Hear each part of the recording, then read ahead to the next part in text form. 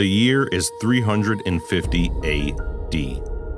In the streets of ancient Rome, bustling about with activity on a normal day, are now filled to the brim. Families, men, women, and children, all of them together are headed to the Colosseum. A year from now, the Roman Empire will experience a violent and bloody civil war on the shores of the Drava River in modern-day Croatia, with two kings each vying for control over the dying empire. But here and now, the people need to be entertained.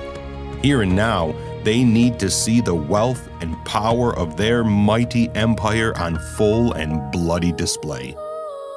It was a day when every Roman, no matter his station, was able to take part. Yes, the wealthy would be sitting closer to the bloodshed, the peasants far above on seats of wood or even standing, but they were all organized and structured the way things are supposed to be. Leading up to any one of the 80 different gates, the streets of Rome would be buffeted about with vendors calling out to everyone passing by. The scent of freshly baked bread or roasted chickpeas swam in every direction as cheap, sour, and watered-down wine was poured from clay jugs.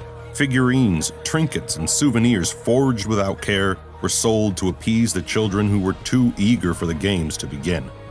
Cypress trees, tall and dark, lined the streets, beams of Roman sunshine casting dancing shadows across the growing crowd. And once the Caesar and his entourage were in their seats, those with the best view, of course, the games began as they always did: an animal hunt. With triumphant fanfare and the roar of 50,000 filled seats boiling above the sand, the iron gate lifted high, and the gladiators on the killing floor drew their weapons as a snarling lion burst into the arena. Charging forward, the beast leapt through the air, killing his first enemy with a swipe of his mighty paw. Snarling, tearing, and growling, the animal thrashed, both mane and claw growing more and more red. The crowd erupted in cheers and applause as another gladiator, seeking to prove his Roman worth with spear and net, approached the frenzied and fearless beast. Others, with swords or tridents, circled around the roaring animal, eyes as red as the sand. Back and forth the animal scanned those around him, and with another pounce his teeth and claws met flesh, only for the cold steel of Roman glory to leave him lifeless. And as the red of both beast and man mingled together, the crowd grew louder and louder. Waves of blood-drunk praise swam through the Colosseum, voices lifted high in chants and shouts. With the animal hunt over and the lifeless lion dragged through the sand, the next event began to unfold: an execution. A nameless criminal, having gone through their civilized and orderly legal system, was meeting the justice his crimes demanded, yes, but the sentence was to be carried out in such a way that told everyone watching how reverent the Romans really were. With shackles chained about his bleeding and bruised ankles, he was stripped naked and dressed in mock royal robes as the orator lifted both of his hands, the sleeves of his robe swaying in the current of the gentle breeze. The crowd grew quiet, and the announcer lifted his voice higher than his outstretched hands to speak that the death of the mythological king Salmoneus, by the thunderbolt of Jupiter himself, would be reenacted for their viewing pleasure. It was a story that every respectable Roman knew, of course. How Salmoneus would mock the god of gods with empty cauldrons crashing like thunder behind his chariot. And the death of the prisoner that day would tell everyone that the gods of Rome ought never be mocked. That divine authority rested with Rome and nowhere else, and any who dared to claim the name of God would meet a fate determined by those gods themselves. The prisoner was dragged atop a platform, and his charges were read aloud as a flaming spear took his life, to the sound of cheers and praise from the watching crowd. Justice was done. Their gods were honored, and the reverent Romans applauded as he died. The stage was dismantled and cleared from the arena in an orderly fashion, of course.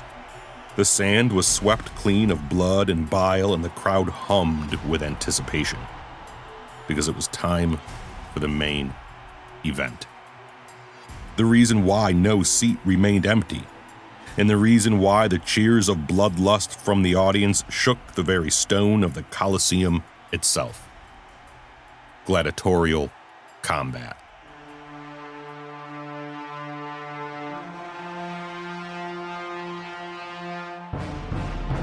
Celebrities of iron and muscle entered the arena, swords gripped beneath whitened knuckles. Scars from battles past crisscrossed shoulder and back, weapons glinting silver under the Roman sun. The audience exchanged shouts of praise for loaves of bread, cries of wanton indulgence for the soon-to-be red-stained sand. They wanted bloodshed and death. They wanted to see power from a safe distance. And the empire they loved was more than willing to give it to them. The gladiators approached each other. The trump sounded, and the steel clashed in triumphant fervor. Forth the warriors fought, hacking, slashing, and stabbing. An arm, hewn asunder, fell to the sound of applause. Belly and bone opened to the sound of cheering. Blood was spilled, the strongest survived, and the people approved of it all as the victor bathed in the glory of the crowd. The dead were collected, the sand raked flat, and another pair of combatants walked upon the killing floor of the Colosseum. More death and more applause. All afternoon, the men, women, and children of Rome sat in blood-drunk wonder as the floor of the arena grew dark with scarlet-colored ribbons. Hour by hour, limb by limb, and death by death, the glory of Rome was on full display. It didn't matter that Christianity was on the rise, because there were Christians there in the stands, cheering alongside their Roman brothers. They weren't the ones doing the killing, after all. And it didn't matter that the empire was on the decline, because the city was eternal. The strength and might of every gladiator proved it to be true. Little did they know, however, that these games, much like their bright and shining empire, would soon come to an end. What we're doing here is a righteous act, Joan. Never back down, never what? Because of the work that he has done in you already, never, never, never give up. Never stop. Keep pressing on, keep fighting, keep walking, keep moving. Then I heard the voice of the Lord saying, "Whom shall I send? And who will go for us?" And I said, "Here am I. Send me." Welcome back to the Golden Bones podcast, children of God. We exist to encourage you to go out and live like the dead men that you really are. Those whose bodies were united in the death of Jesus Christ, thereby dying to death, so that when you do in fact leave this world, you can finally live. Welcome back. As we keep moving forward this season, I hope that a certain truth has been building behind every single story. That Jesus Christ is ruling and reigning over the affairs of men, yes. That any who stand against him will inevitably fall, no matter the size of their empire or the strength of their weapons, yes. But how they fall, my fellow Christian, is not by force of arms, no, The church stands triumphant atop the ash heap of history, not because our weapons are carnal, but because they are mighty. We wield an unstoppable weapon upon the battlefields of this world, brothers and sisters, one which cannot be defended against. It pierces between soul and spirit, even discerning the thoughts and intents of the heart. The question is, are you willing to wield it? When the forces that surround our faith are so strong, so violent, that the thought of simple words being able to stop them is foolishness to your ears, what will you do? Can you stand before those who use violence to achieve their ends and call them to repentance even when that violence is directed towards you? I pray you can, because it is nothing but the gospel going forth that can bring an end to every wicked institution in this world. Now, sit back, put your feet up, and call your loved ones to your side as we travel back in time to the 5th century to hear the story of Saint Telemachus.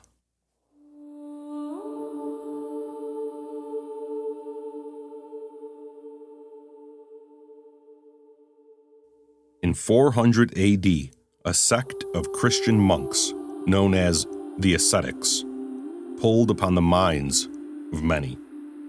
The shining glory of their modern world, filled to overflowing with opportunities of comfort and convenience, was seen by these men as nothing but a distraction at best, or an indulgence at worst. They read the long written down words of Christ commanding radical self-denial, so these desert fathers, as they came to be known, secluded themselves as far away from civilization as possible. Living in the wild and untamed regions of the Roman Empire, from the mountainous terrain outside of Constantinople to the sun-scorched deserts of Egypt, caves, valleys, forests, and groves became home to these isolated men. Eating once every few days, their meals would be only what they could forage from the land. It was a life of all-encompassing self-denial, as days without number and weeks without end would be passed in endless prayer. Owning nothing but a single clay pot often hung upon the end of a well-worn and trustworthy staff, the ascetic monks would watch the sun rise from behind their praying eyes, only ending when it rose more than once as they carried out prayer-born battle against their inner demons. And, if history is to be believed, against actual demons as well. At this point in time, it had only been a few centuries since God delivered the nations to his Son. And though 1,000 setting suns does weaken human memory, forgetting things long written down simply because of time, the forces of darkness that one time held sway over entire nations were not forgetful. They hated that all authority was given to Christ, and because they could not attack him, they attacked those who bore his name. Countless stories call out from history past about creatures of the night, those of dark and slithering wickedness, appearing in physical form to torment and attack the Desert Fathers. When the deepening night did wrap about their praying frame, creatures with glistening skin as dark as the night they were born from would whisper wicked things and laugh as they attacked. Faceless eyes set in shadow, lipless teeth glowing black, and many claws that brought forth the blood of these holy men. Their only defense, another prayer, another scripture, and another. Such was the life of an ascetic monk, fasting, praying, and fighting demons with a weapon that could not be stopped. Yes, Christianity was on the rise, but this simply caused the darkness to fight even more. The only true religion, once illegal and persecuted, had been decriminalized by Constantine the Great after his vision at the Battle of Milvian Bridge on October 12, 312 AD. So now, the Christians did not have to hide their faith for fear of death, even though changes of such magnitude took time for the world to adjust to. The culture was changing. Rome was changing. The entire world was changing because the hands and feet of God were going out and exercising the authority that He alone has over the entire world. Their love, their teaching, their acts of charity, all of them were the salt that preserves a place tending toward rot and a candle that pushed back the darkness, no matter how dark it may have been. And the ascetic monks, homeless and humble, were the mighty hands of a mightier God, devoting everything in their life to Him as they secluded themselves in the wilderness they were known for.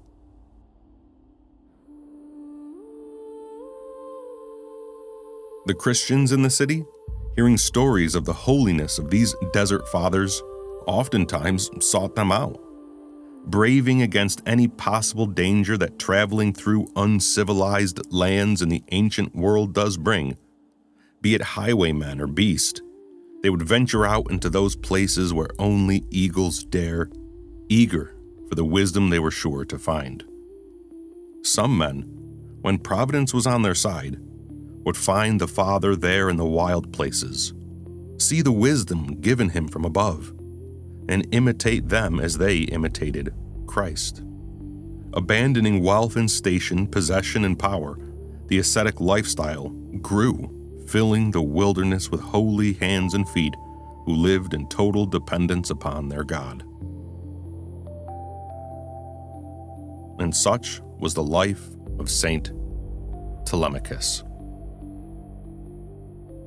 Living in the Ganos Mountains west of Constantinople, the Marmara Sea silver on the horizon, he spent decade after decade living in absolute poverty. His shelter, nothing but the dense canopy above, and prayers his daily bread. Streams ever flowing guided his feet wheresoever the wind would lead him. Wild fig trees, ever bearing, gave up their fruit to break his fast. Barefoot and with a trusty staff ever at his side, the old man, frail yet strong, spent every moment of his waking hours in prayer.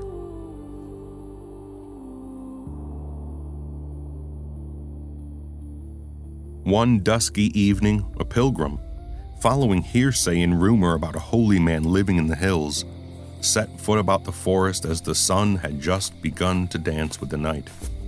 Deep and long streaks of crimson and lavender stretched high above the stony peaks, a painter's tools spilled on sky. The first stars of the night, fighting to be seen, glinted silver against the golden clouds as the cries of many birds grew less and less. Braving against the encroaching night, the pilgrim refused to surrender to fear, the burden on his heart far too heavy to keep him still. A footpath, well traveled by various game, led him deeper and deeper into the woods, and crossing over a small brook, water gently lapping against stone and shore, he approached a small grove of wild fig trees. Roots as wide as a man covered the soil like so many cloaks, with just as many branches above. The fruit, rich and ripe, hung like the stars above that won their fight and now shone with brilliance in the deepening sky. And there, amongst the grove and sat between two massive roots, was the aged and frail Telemachus. A small fire, its coals burning bright, crackled and danced about the edges of a clay pot, lentils within it simmering. The humble flames cast dancing shadows across his weather-worn face. His unkempt beard, bleach white, was stained with juice from a half-eaten fig. The moon above, hidden behind wisps of cloud, dotted the forest floor with moving patterns of leaf and light. Tree frogs and katydids chirped in the unseen distance, and the pilgrim, dirt and sweat staining him, fell to his knees before Telemachus, crossing himself as he said, "O Holy One, I have found you. I have found you. None is holy but our God, my son. Here, sit with me," Telemachus responded, offering a leathery and wrinkled hand. "Why have you sought me out?" Looking to him, the pilgrim said, "I have traveled far and wide, with news from Rome herself, that city of so many lights." "Rome, you say?" Telemachus said, taking another bite of the fig. "And what news comes from the city of 7 hills? Have they begun to hunt us again?" No, Father. The people are friendly, but there is something worse." Unsurprised, Telemachus said, "Worse, you say? What can be worse than Roman candles? Do you know of the games, the Colosseum? That den of so much applauded death." Without answering, the monk reached for a clay spoon on the dirt beside him, moving more slowly than any man he had ever seen, stirring the lentils in a silence that lasted far longer than the pilgrim could tolerate. Telemachus smiled. "Do you know why we stir the pot, my son?" The pot?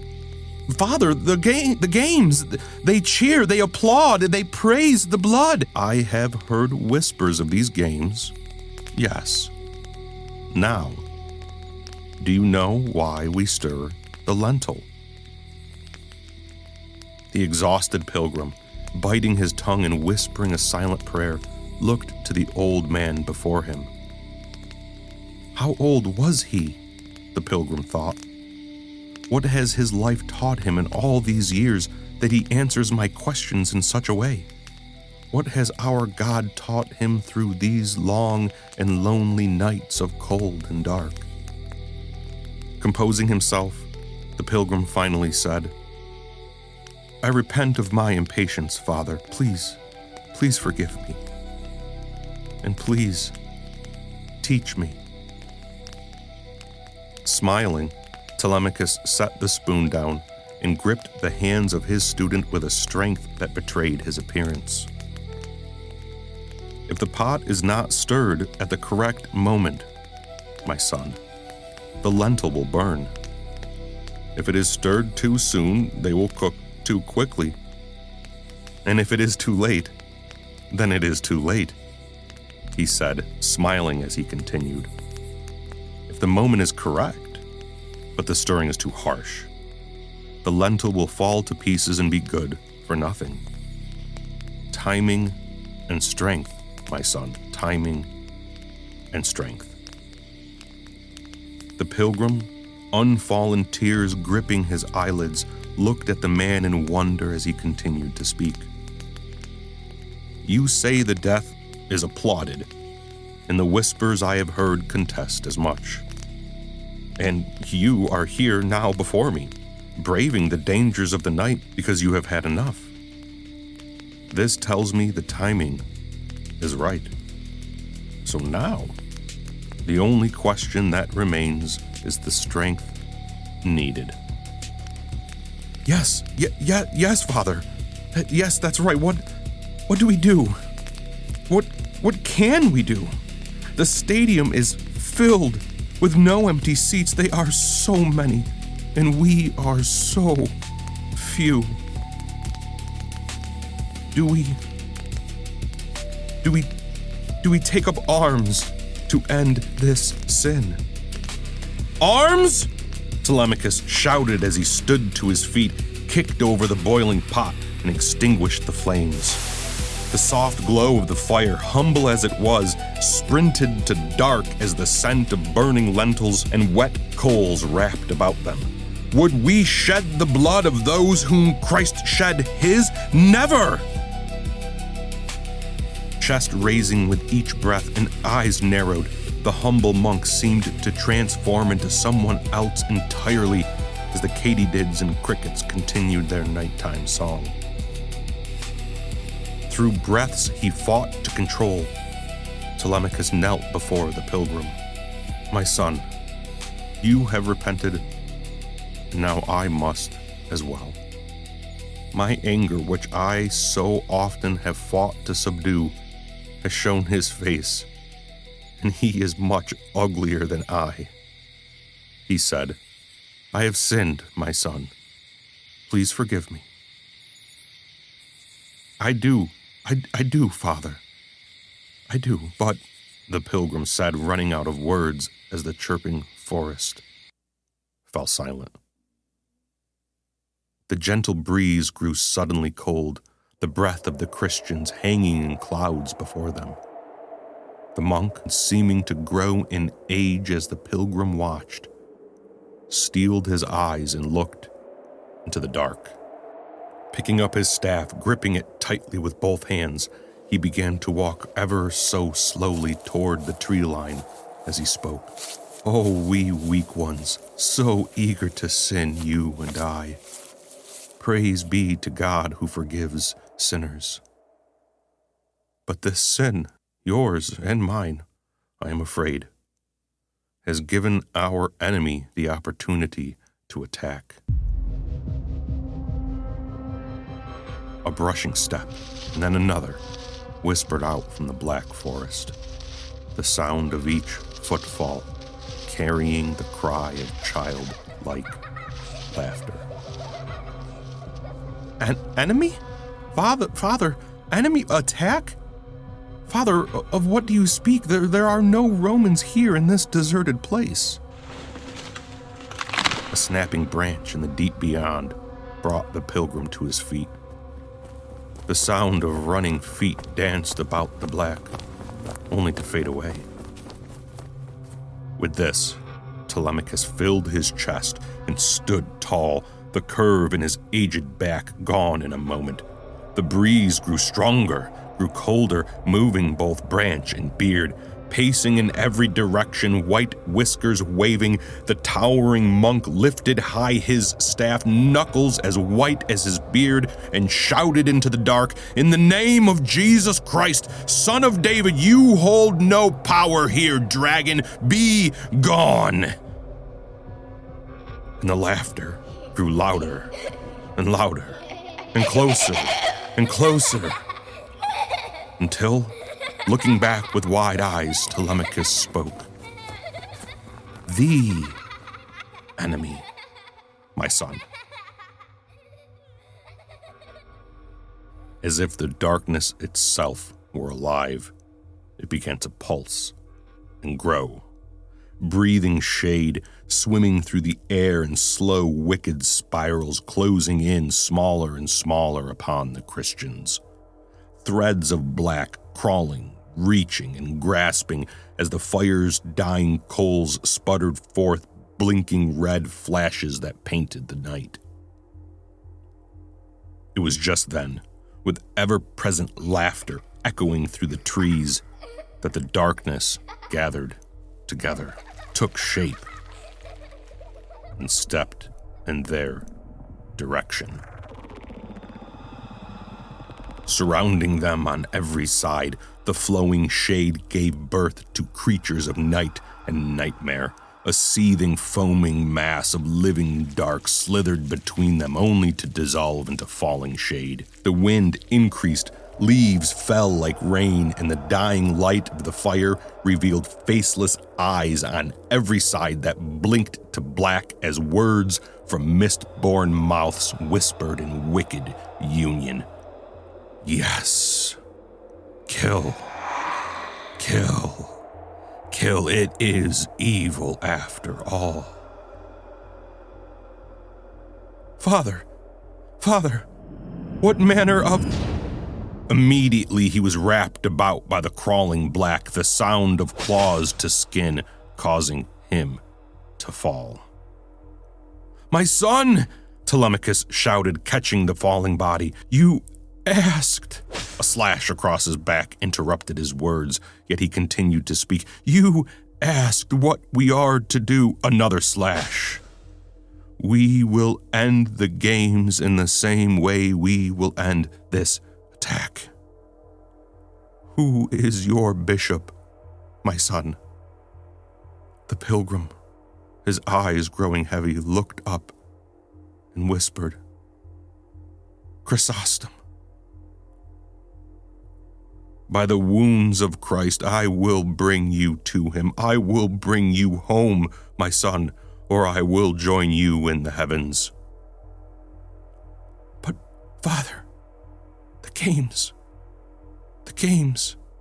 we have to. We will defeat evil in the same way that our king did, my son, by the shedding of our own blood.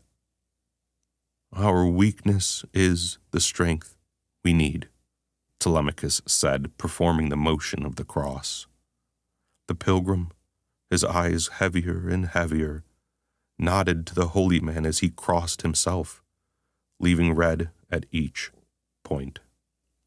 Holding the pilgrim tight as he knelt, Telemachus suffered many blows, bearing stripe after stripe across his back as he led him in prayer.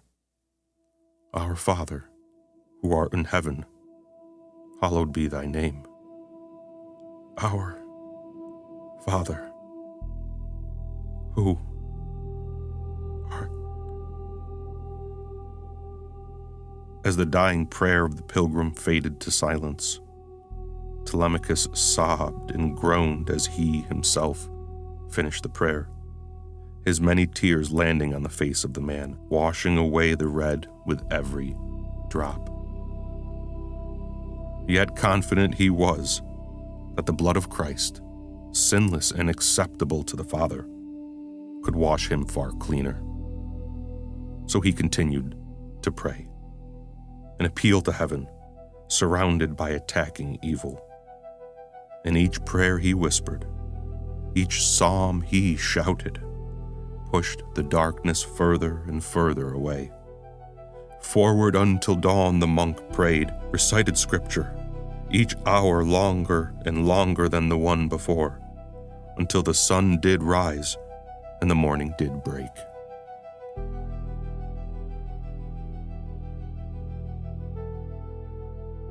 Three sleepless days later, Telemachus reached the city. Dragging a crude frame of lashed-together saplings, hands bleeding yet calloused, he set his eyes upon the walls of Constantinople. The path he carved through the wild places, over hills, across both stone and stream, left its mark upon the land, the weight of the stranger he loved, bound in grave clothes upon the frame, pressing against the soil behind him. It was this path that, generations later, many a pilgrim would tread, stories and myths about the path of the holy, never allowing a weed to take root, and where even beasts dare not walk, spread throughout many churches and families. With body in tow behind him, and the weight of duty gladly borne upon him, Telemachus entered Constantinople. Through the city streets, alive with morning bells, he walked. Shutters opened, and the people set their morning eyes on a monk limping through their city. The sound of the frame he dragged behind him filled the silent reverence as the wood scraped against every stone beneath his bare feet. A crowd began to gather and whisper questions as they crossed themselves, honored to be witnessing a true saint. They asked each other who he might be, of what compelled him to leave the mountain, and who it was that he brought behind him. Yet onward Telemachus set his eyes. Families in fine apparel chose to silently walk beside him, the rising sun painting the city with beams of flax and amber. Yet he didn't talk to any. It was a city he knew, his childhood spent on the stones he now tread. As a teen, a lifetime ago, he witnessed the first Hagia Sophia being built, that grand church. The timber used to build it was cut down by his own father, and he knew where to go. But this city was different. Was it nothing but time that caused the change? Or was the city the same and he was the one who changed? He couldn't tell. All he knew was that it was strange, it was foreign, and it was filled with food and activities and indulgence. But forward he moved, the crowd growing with each step. Flowers were thrown forward, seeing his bare and bloody feet. Strangers tried to wipe the blood from his back. Food was offered, but ignored. Priests and deacons, hearing before seeing him, rushed forward, offering to carry the body. Yet resolute his grip remained. "Take me to Chrysostom," he said, each new step bringing a new pain shooting through leg and body, until, as the steps of the Sophia were in sight, he could bear the pain no longer and collapsed.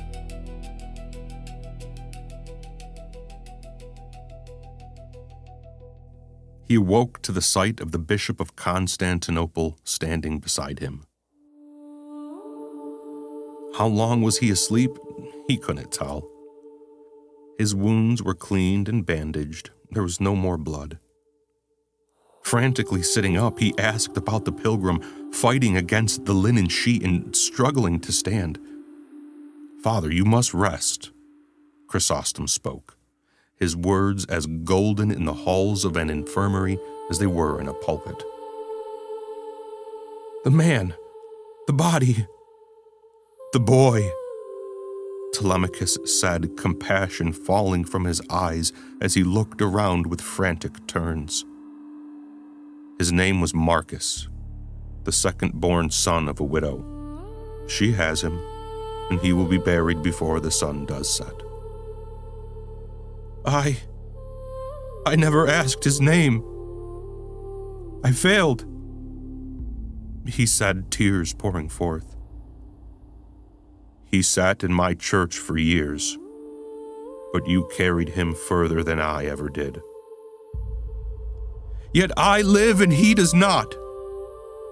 Why does this body," Telemachus lamented, pounding his breast, "why does this body, this frail, aged, and weak body still draw breath? Why do the old remain while the young die?" A tear-filled silence settled between them as channels of sunlight filtered through the windows, with particles of dust dancing about the beams, each one rising or falling as it was told to from above. Chrysostom set his hand on the shoulder of the desert father, seeing scars across his back from years of battle, new wounds crossing old, all of them inflicted by the same enemy. "My deacons told me what they saw, how you refused to stop, how you refused to yield. They saw nothing but a useless old man carrying his own failure with every step." With this, Chrysostom sat on the bed beside him and embraced him. Tears like so many waters fell forth, words of love were shared, and the truth of a God who saves the unworthy poured forth like so many healing streams. Drying his eyes, Chrysostom spoke. "Father, they, and everyone in the city, saw a faithful Son of God, one purchased by the precious red of the Lamb, refusing to abandon one of his sheep.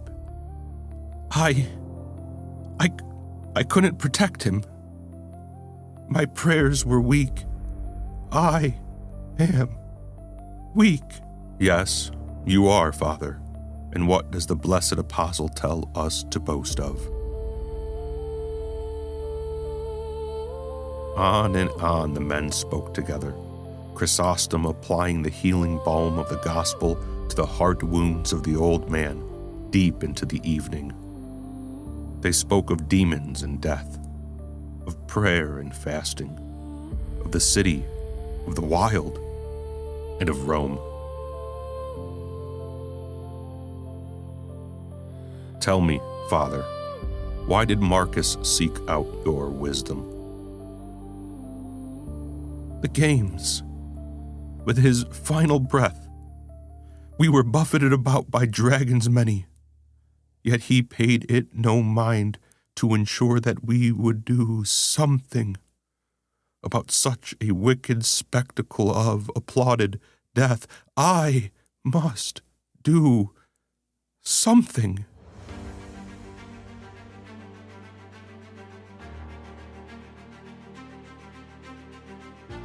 The next morning, the Hagia Sophia was filled with thousands of parishioners. Families, men, women, and children, hand in hand, stood about the marble floors, all of them eager to hear the words of their God taught from the golden mouth of John Chrysostom.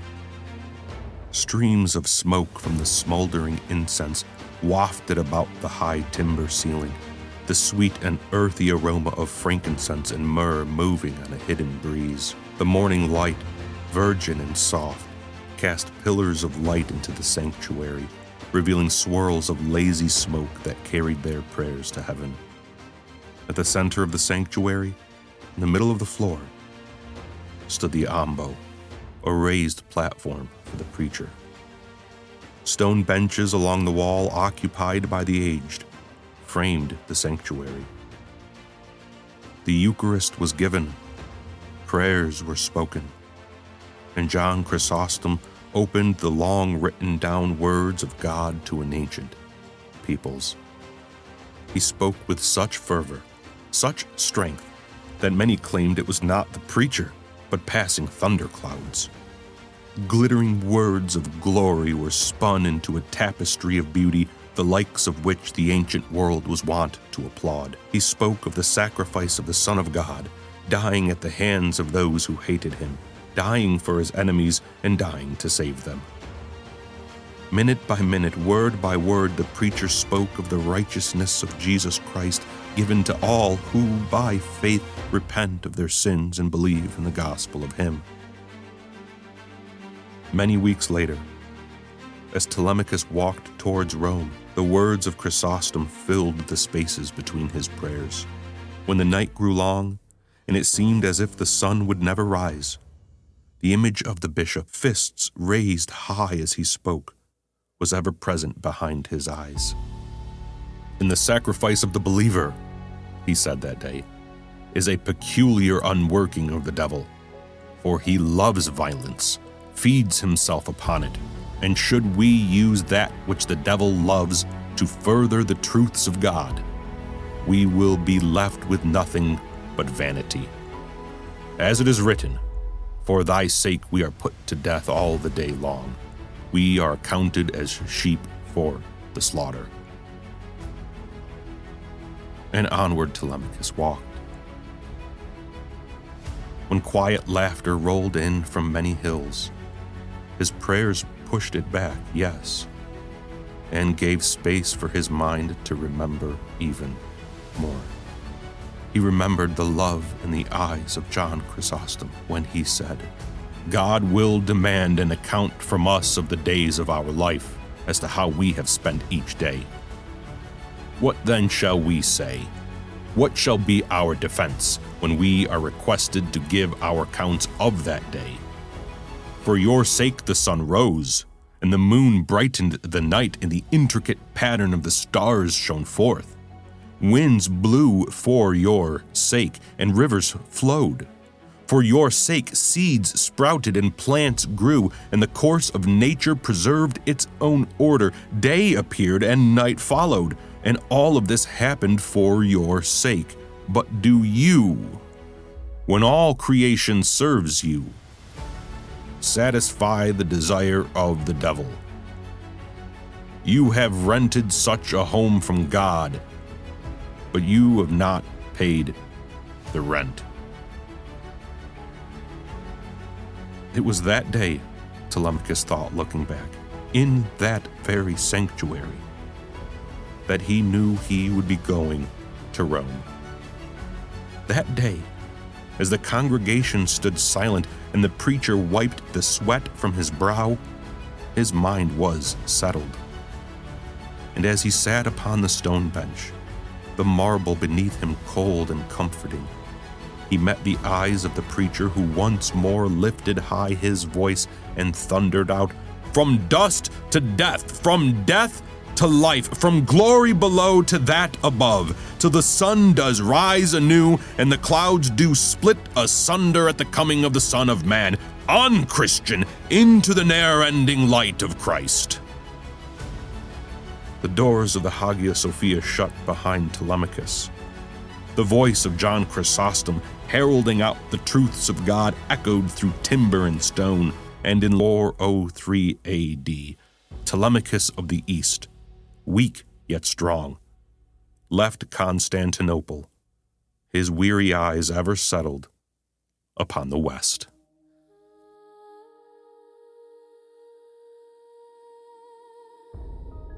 A 3-month journey lay before him.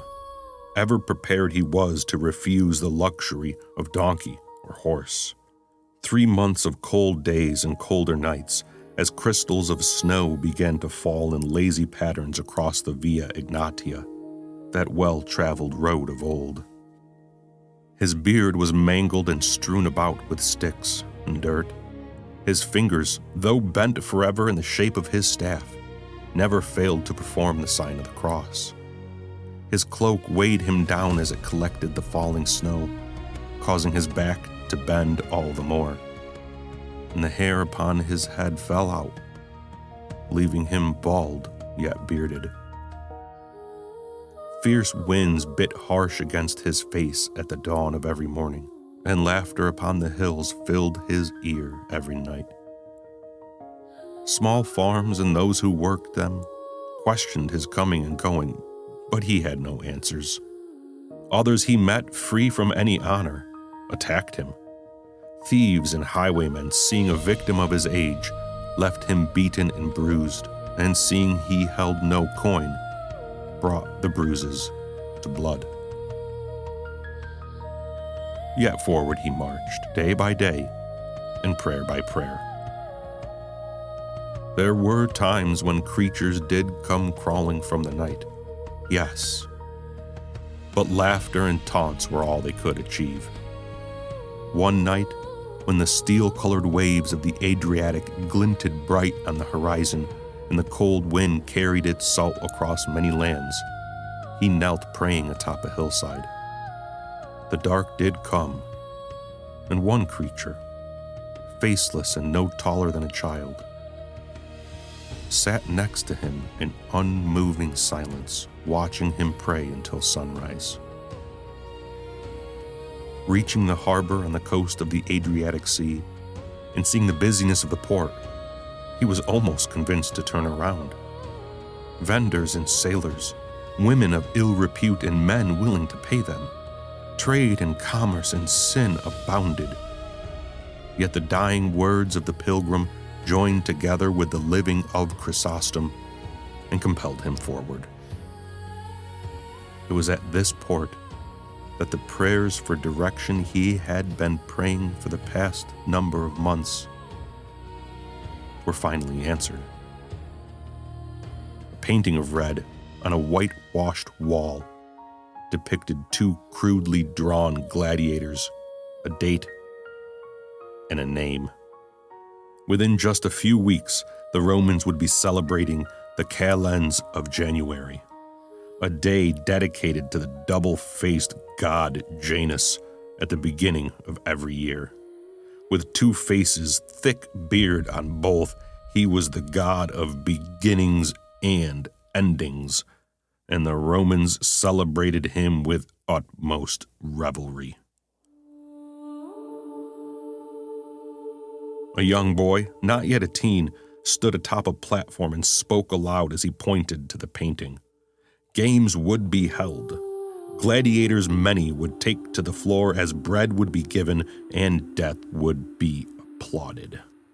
And as he boarded a ship by the charity of a Christian sailor, each wave that carried him forward Each gust of breeze that filled the sail above was nothing but wave after wave of destiny carrying him forward. After 3 days at sea, and struggling to hold a cup still enough to drink from, he arrived in Italy, wavering upon his staff as he set foot to soil, a young man, knowing full well it was a desert father before him, braced him with every step. "Where are you going, father?" he asked him. "To Rome, my son, to Rome," Telemachus said. "Rome is 12 days by wagon and further by foot. If you would allow me, it would be an honor to bring you." "I am a merchant by trade, a seller of figs," the man said, motioning to a horse and cart. "Take my seat, father, here, take my seat. My feet still do as I tell them, and it is no burden to value others as higher than myself." "Figs, you say?" Telemachus smiled. "Thank you, my son. It would do me good to rest. What compels you to a city such as Rome?" "The games," Telemachus said, his bones aching as he sat. "The games? Father, do you know what they are?" "I do." "And yet you wish to watch?" "I wish to end them."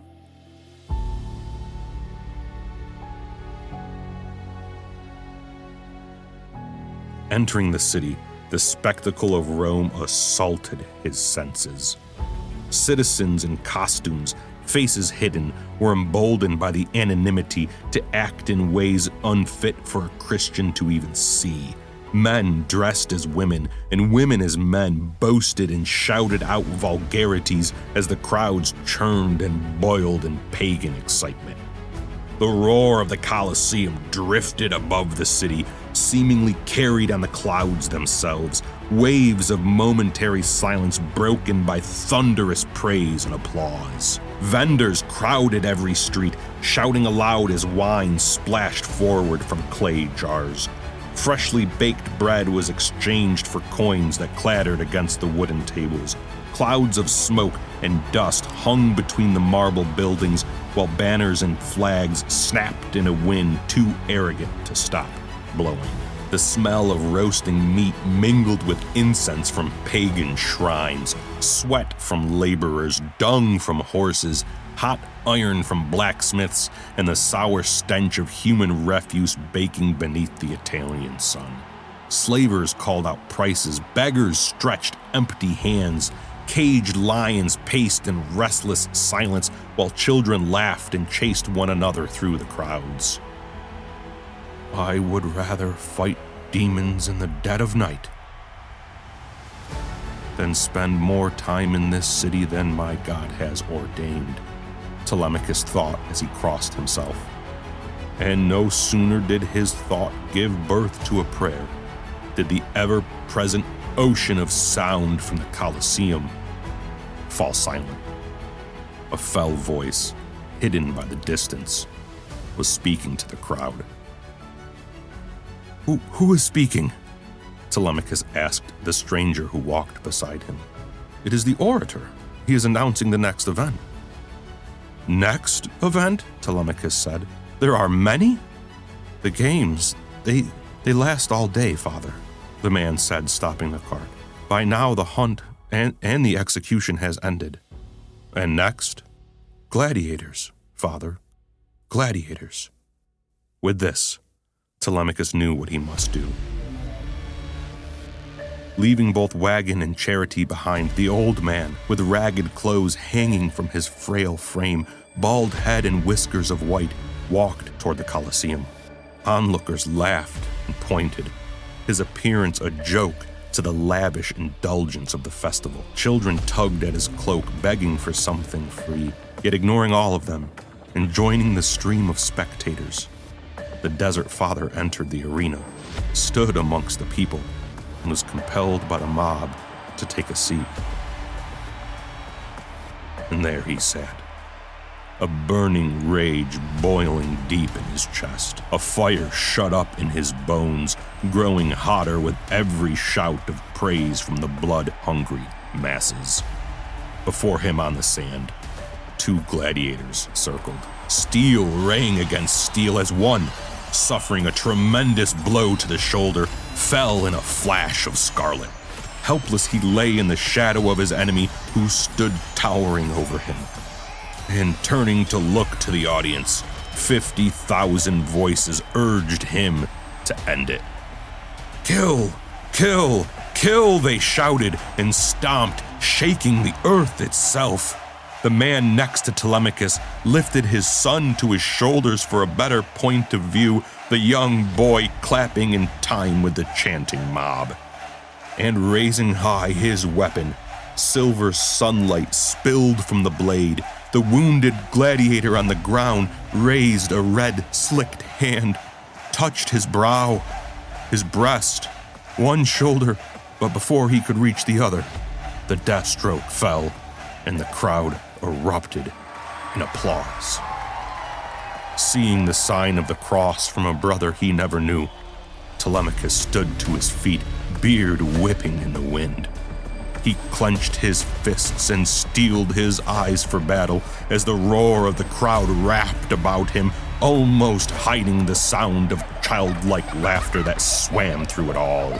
The orator stood and spoke as the iron gates lifted high, and 100 warriors walked upon the sand. 2 by 2 they marched, towering men of muscle and might, swords, tridents, and spears, weighted nets, shields stained with yesterday's blood, and iron helmets over lifeless eyes that soaked in the glory of the praising crowd, sweat glistening across the tightened sinews of every muscle.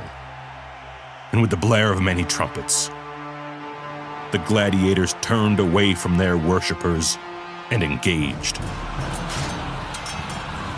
Spread out across the floor, 2, 3, and even 4 at a time, the men began to fight. A morbid chorus of clashing steel surrounded the old man, a vast harmony of death unfolding before him. Steel for steel, the gladiators fought, and the people cheered. A limb hewn away to the sound of applause as a different pair, closer to the stands, threw sparks with every swing of their swords.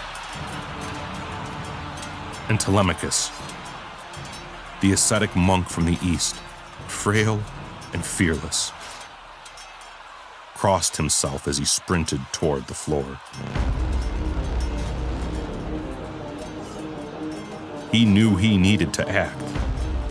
Yes, but little did he know that the red soon to be drawn from him, every drop, would be the last that was ever applauded upon the pagan sands of the Colosseum. Jumping down from the seats, his leg twisted in odd directions as he landed upon the sand, yet sprinting he limped toward the center of the arena and began to preach. "Turn from this evil, my friends! Turn now!" he shouted aloud to no avail. All around him men fought and died, red mist clouding to air. "Stray from bloodshed! There is a king whose blood was enough! Turn away! Turn away from killing! Turn away from death before the dust returns to the earth as it was and the spirit returns to God who gave it! Stop your killing! O vanity of vanities, all this be vanity!"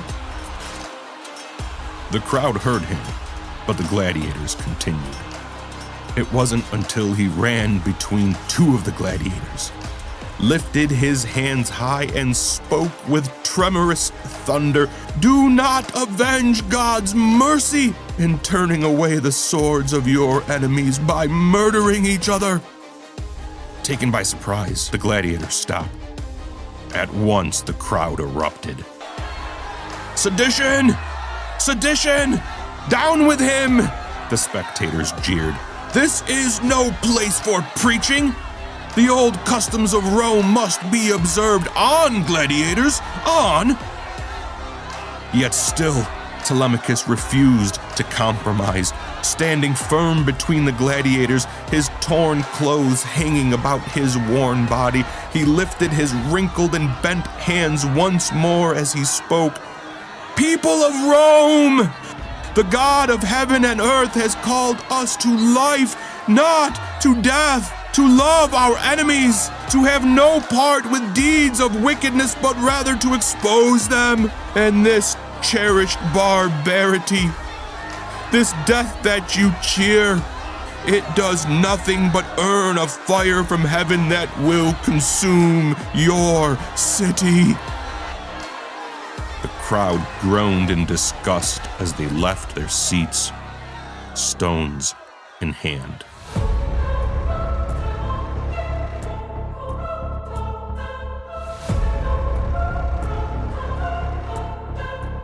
What is Jesus Christ worth to you, O listener?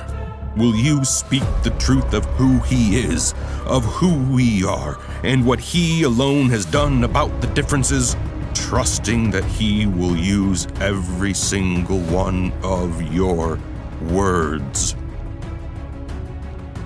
Or is your faith so weak, is your trust so flaccid, that you think the gospel going forth is dependent upon the strength of our arms and the violence we are willing to commit on its behalf?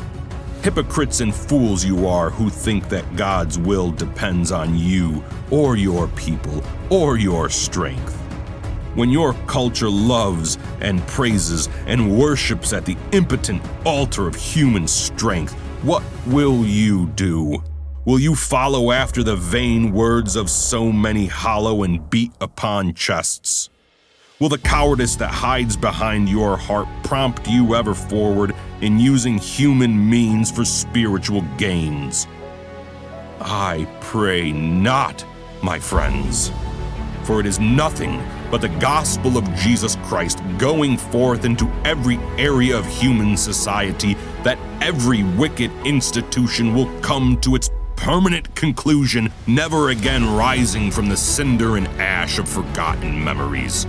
It is nothing but the good news of his virgin birth, his sinless life, his atoning death, his bodily resurrection, and his ascension to the right hand of the Father, where he even now sits until the appointed time of his return.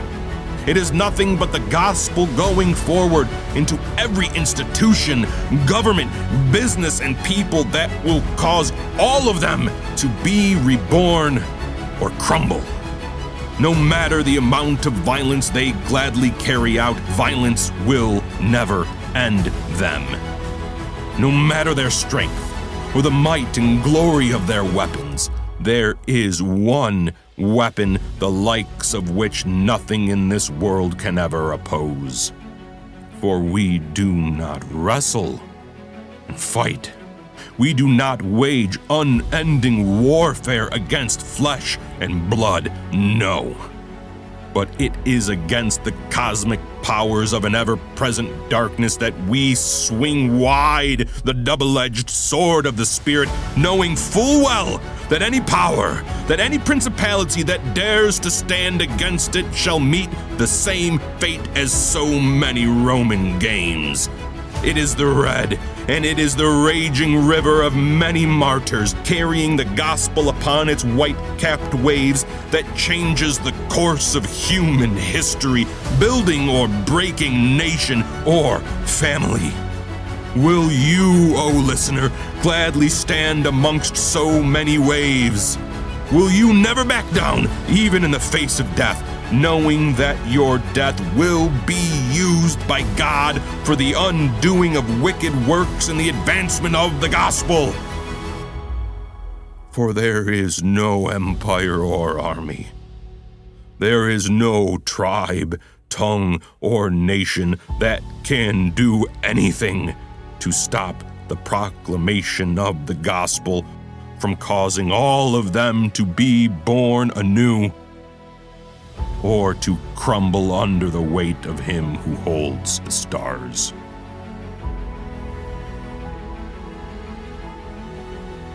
With blood-hungry felicity, The Romans charged the sands of the Colosseum, shouting curses of pagan zeal. The spectators crowded about each other, pushing and fighting, each one eager to deal the fatal blow, those still seated cheering them ever forward. The gladiator, with a thrust of his sword, pierced the belly of the saint right when the audience closed in. Falling to his knees, the afternoon sun painting gold his praying face, he looked skyward, crossed himself, and spoke aloud. Our Father, who, until a flurry of stones shut his mouth, to the sound of applause. And before the dust could settle, each particle dancing in channels of sunlight, Saint Telemachus of the East breathed his last.